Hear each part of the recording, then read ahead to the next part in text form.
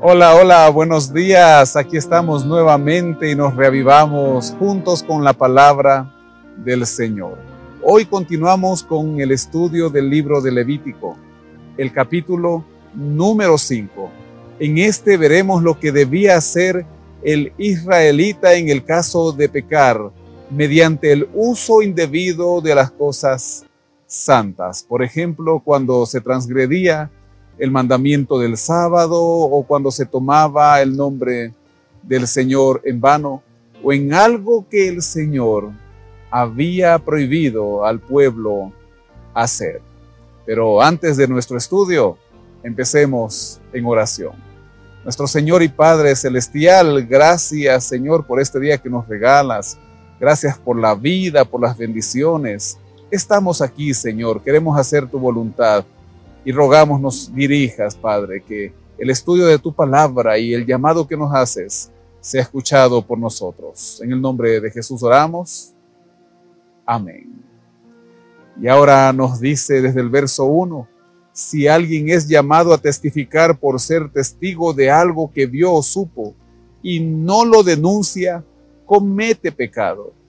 Y es así, pero nosotros necesitamos seguir el consejo bíblico.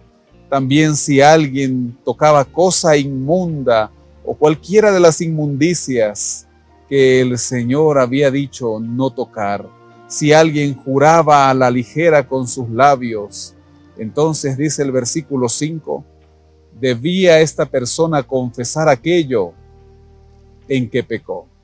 ¿A qué se refiere?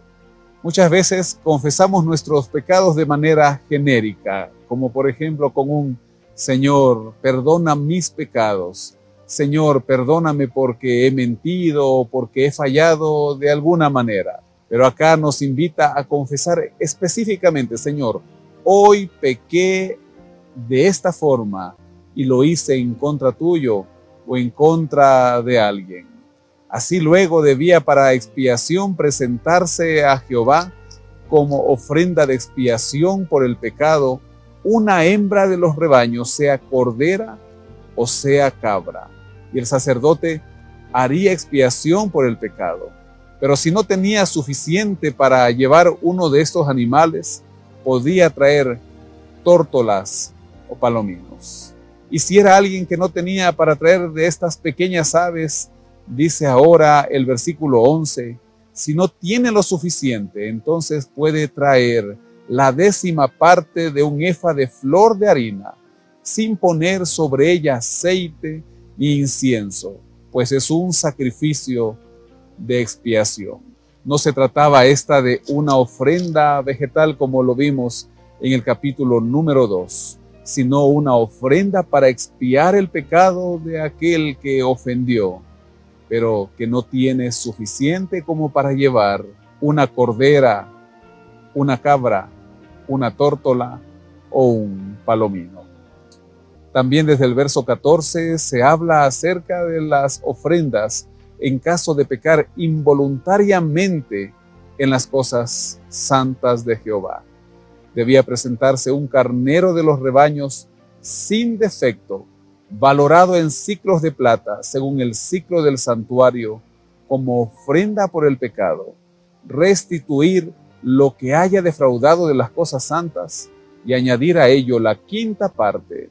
Así lo haría luego el sacerdote, haciendo expiación por el pecador con el carnero, y así el pecador sería perdonado.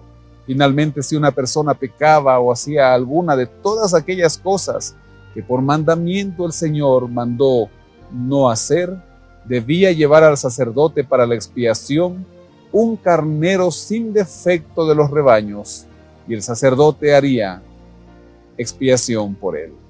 ¿Cuánto necesitamos nosotros el perdón de nuestro Señor? Vayamos, Él ya tomó nuestro lugar y ahora quiere perdonar nuestros pecados, pero no deje de pactar con Dios.